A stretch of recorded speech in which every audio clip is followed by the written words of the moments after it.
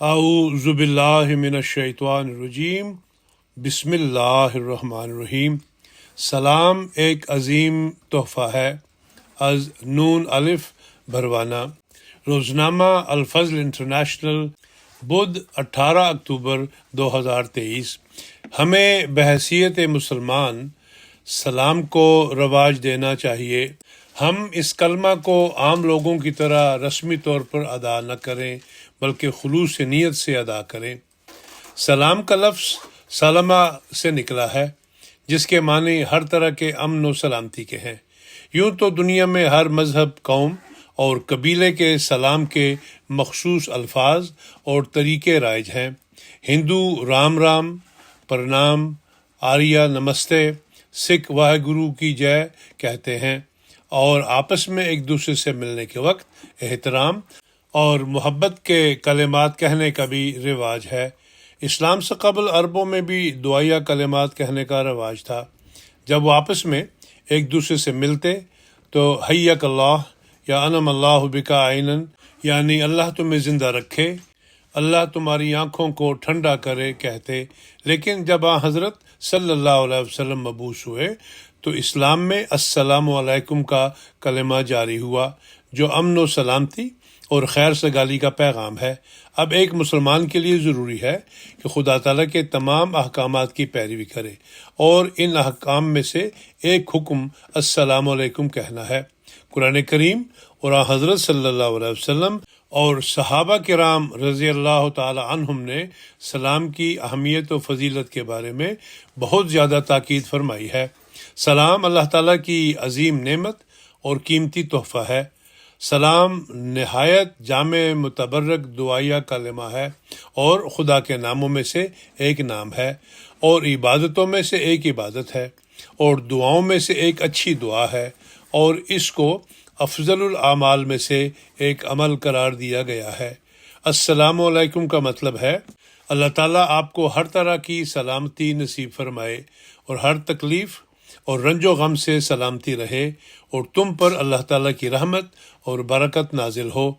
یہ کلمہ آپس میں محبت و پیار، اخوت، سلامتی، عزت و تکریم، شفقت پیدا کرتا ہے، اور اچھی خواہشات اور نیک تمناؤں کا اظہار ہوتا ہے، جو کہ صرف دعائیہ کلمات کے ذریعے سے ہی ہو سکتا ہے۔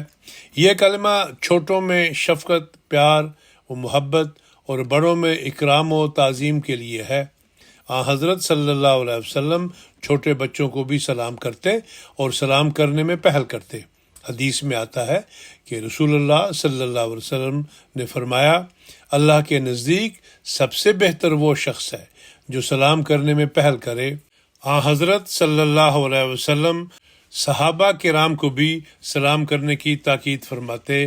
حدیث میں آتا ہے کہ حضرت صلی اللہ علیہ وسلم نے حضرت انس رضی اللہ تعالیٰ عنہ سے فرمایا کہ جب تم اپنے گھر والوں کے پاس جاؤ تو سلام کر لیا کرو، یہ تمہارے لیے اور تمہارے گھر والوں کے لیے باعث برکت ہے۔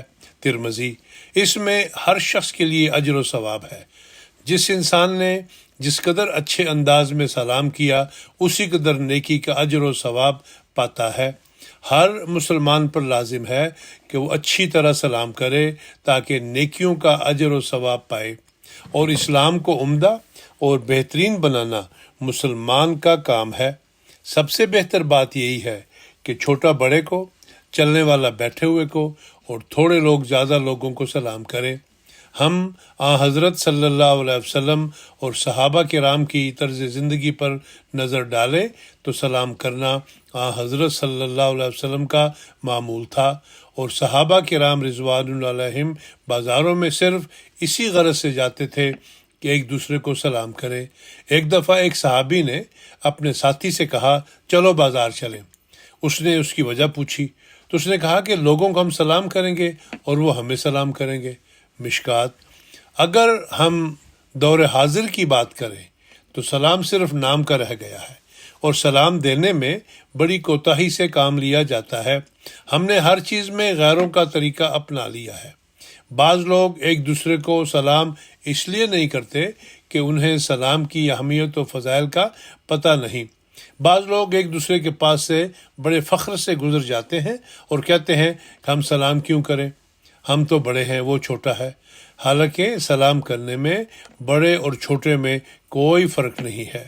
سلام کرنے کا علم ہوتا ہے، لیکن اپنے آپ کو دوسرے سے بڑا سمجھتے ہیں، یا بعض لوگ سلام کہنے کی بجائے دوسرے مقامی تہنیتی الفاظ بولتے ہیں جو دوسرے لوگوں میں رائج ہیں، اور ہم نے بڑی بڑی باتوں کے ساتھ چھوٹی چھوٹی باتوں کو بھی بھلا دیا ہے۔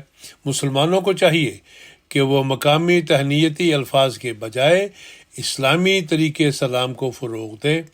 مسلمان کی پہچان ایک دوسرے کو سلام کرنے میں ہے، لہٰذا ہمیں بحیثیت مسلمان سلام کو رواج دینا چاہیے۔